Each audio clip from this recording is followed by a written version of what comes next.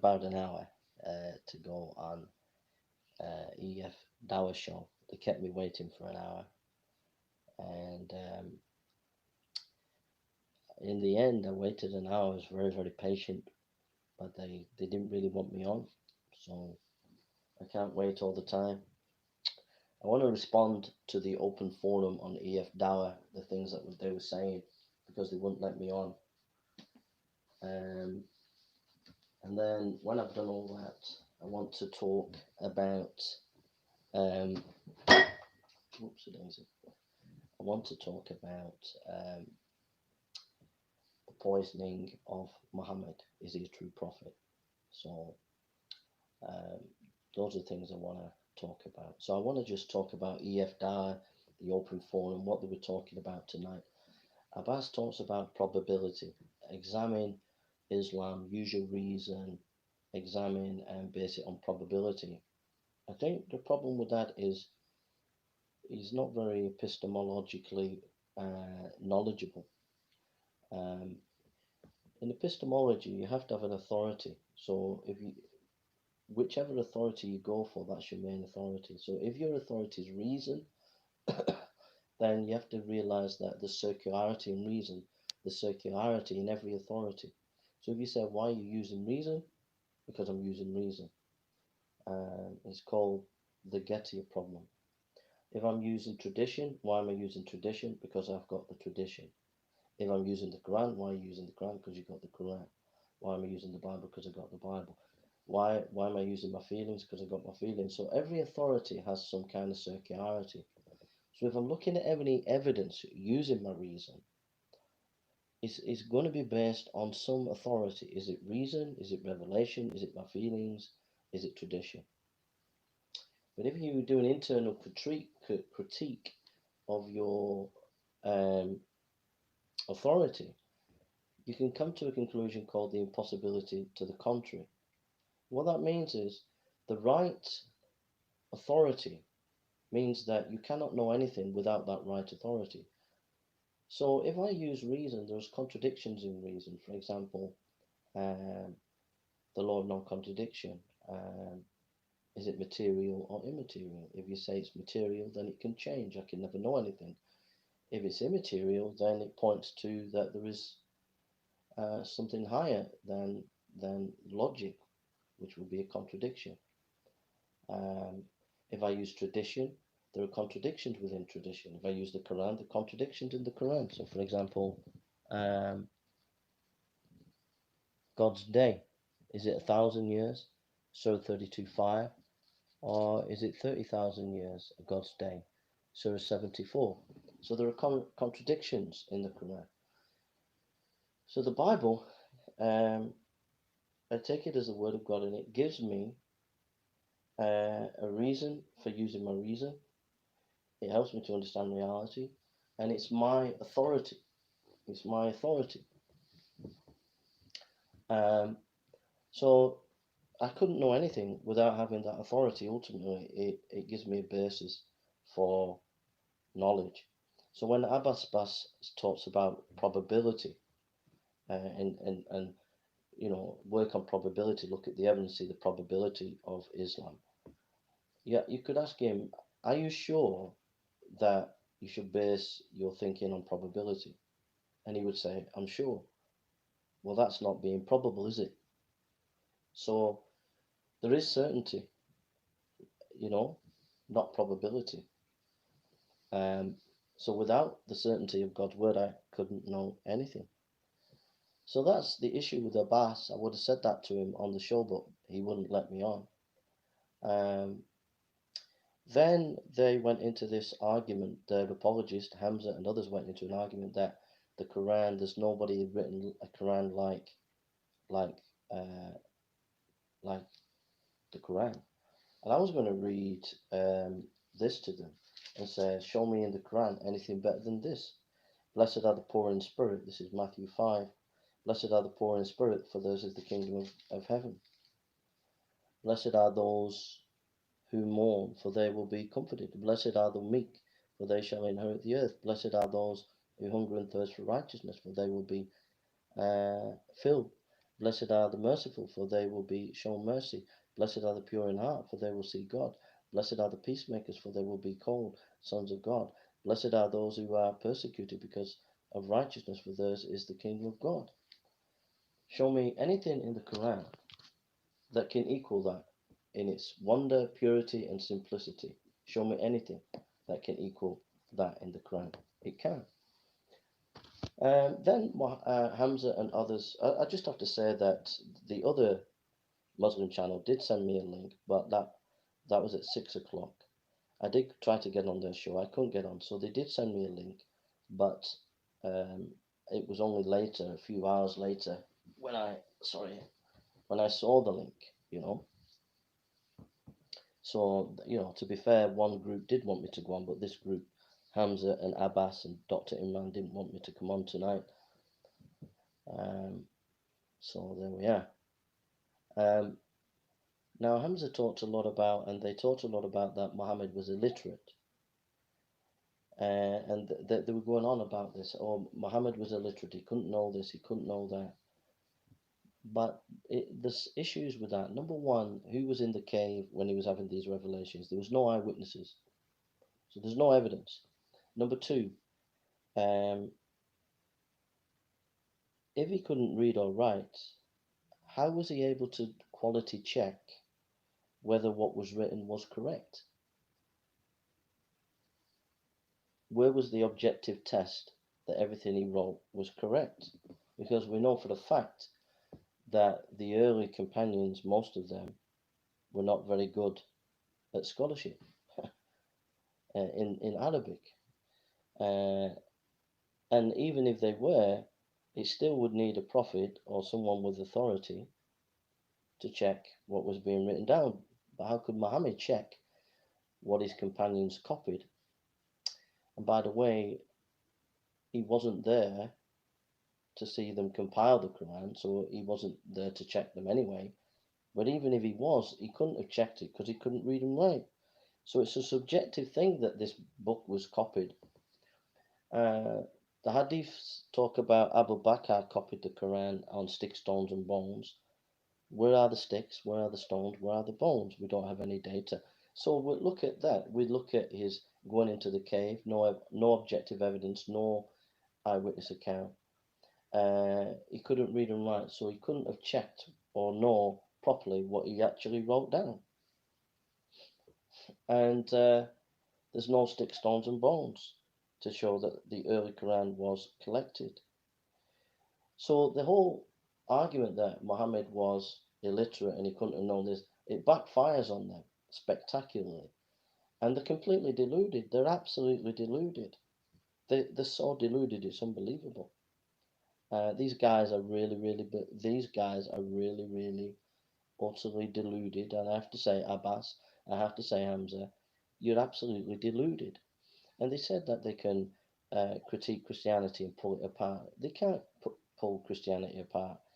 What they do is they gang up on Christians. They have about 5 people on one show, and then it's 5 against 1. And so the Christian gets on, and either he's not prepared or he doesn't know much, or if they do know something, they just rip them apart and not give you a chance to speak and belittle you, which shows you people of a small-minded mentality who lack any real scholarship or any real ability to dialogue. These guys have an inferiority complex. I mean, they had me waiting for an hour, so they've obviously got a deep-seated inferiority complex. Seriously, which is a shame, because I mean, we had a Muslim missionary, who I think is apologist, on our show the other day, and we treated him with the utmost respect. We didn't have him waiting. We give him all the time to discuss, and we treated him so well. But these Muslim apologists like Hamza, Imran, Dr. Imran, and Abbas and people like that, they treat Christian apologists appallingly. They don't actually sit down and give them the proper time to expound their arguments and their thoughts, but keep jumping in and cutting off and using all sorts of tactics. The other thing as well, they talked about the hadiths and that the hadiths are wonderful history. that we can have these change. Well, this is complete fabrication because number one, did Muhammad give them authority for hadiths? In other words, they say they have a science of hadith, which is not a proper science. It's just their particular opinion. But did Muhammad give them any teaching about hadiths? No. So the hadith scholars have invented it. So thirdly, the hadith scholars don't agree with each other what methodology to look at in history. So it's not some kind of objective science as they're saying. Fourthly, the sources. When do we get the earliest sources? Well, we get them from Ibn Ishaq, and Ibn Ishaq is known to be unreliable, and they know this. That's the earliest source. They the earliest source they they know is unreliable. So if the earliest source is unreliable, it puts into question the sources afterwards. You know, Ibn Ishaq was known to invent genealogies and lie. And then fifthly, the chain of narration. When do we get the collections of these hadiths? We get them like in the 8th century with Bukhari and others, and he took 100,000 of these hadiths out and got rid of them. Well, where are those hadiths? And if we've got some kind of objective evidence, why can't we have these hadiths to check whether Bukhari was correct? So you're dependent on Bukhari. And does his methodology of collecting hadiths, is it the same as Ibn Masud? Sorry, not Abu Dawi or other, I think Dawu, sorry. Does it,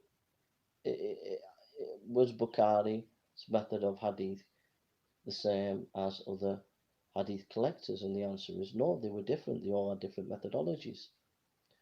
The chain of narration, a lot of it was politics. Ali was against Uthman and people like that, and so the chain of narrations that developed were all political. Which side of the fence do you stand on? So we want to stand on the Shia side, so we'll invent hadith for that side. We want to stand on the other side, so we invent hadith. So a lot of it was political invention. So this we can trace it, and then you've got no enemy attestation. Where are the enemies that attest to Muhammad going in the cave? Where are the enemies? You know, there aren't the enemy attestation. And then saying that Muhammad, had this amazing, the people were amazed at his recitations and that. Well, in Surah 25:5, he was accused of plagiarism. And we know that there was a Persian poet, I think Quays, his daughter, his daughter was noticing that Muhammad was spouting poems as the Quran and nicking them from her father. So we have sources there. We can go into that and give you the evidence for that. We have done in a show prior to this one. So there was accusations. There's at least 3 verses in the Quran that are given as evidence. People accusing Muhammad of plagiarism. So when you look at it, he was just a false prophet. He was false, and it's as simple as that. And that's before we even start. But I just wanted to just get into this just a little bit, and just to say that,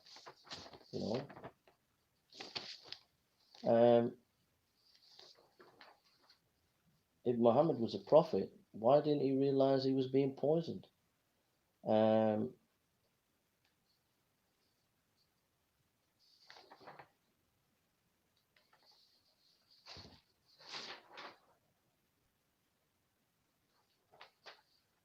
From Ibn Sa'id says, verily a woman of the Jews of Kibir presented poisoned meat of goat to the Apostle Allah, and then he recognized that it was poison, so sent for her and asked her, "What induced you to do what you have done?"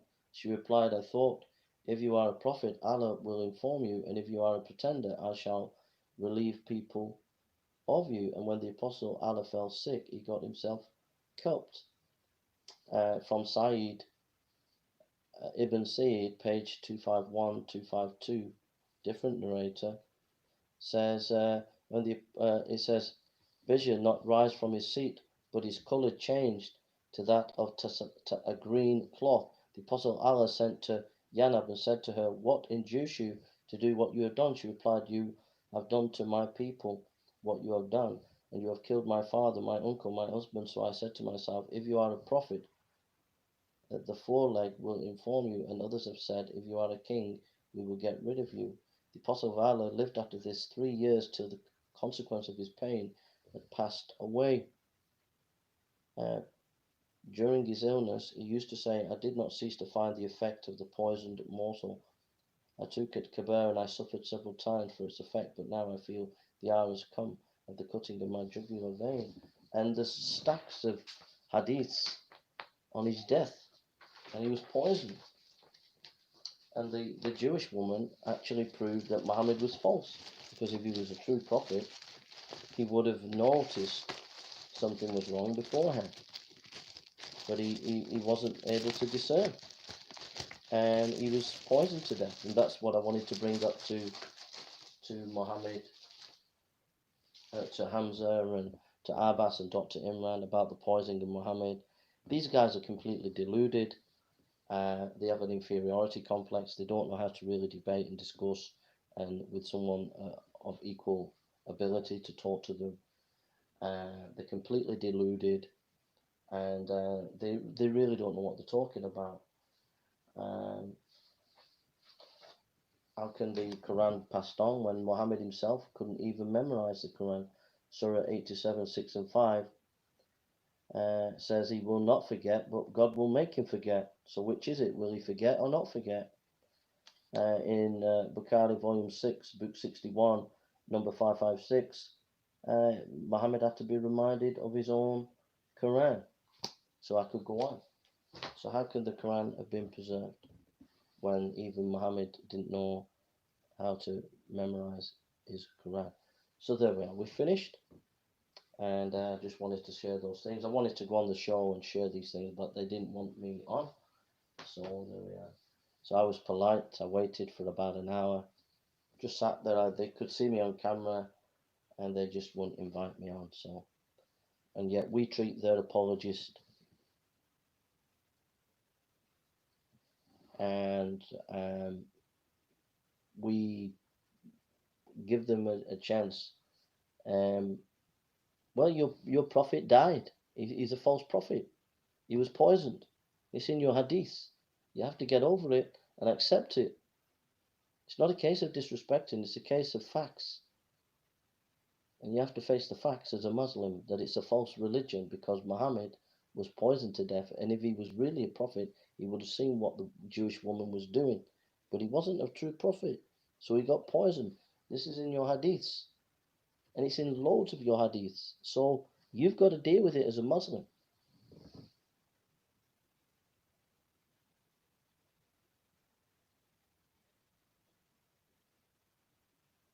Okay? So I've got to go. And God bless you. Take care and God bless. Bye now. And I've made my point. They won't let me go on the show, and this is what I wanted to share. So God bless you and take care. Bye now. God bless.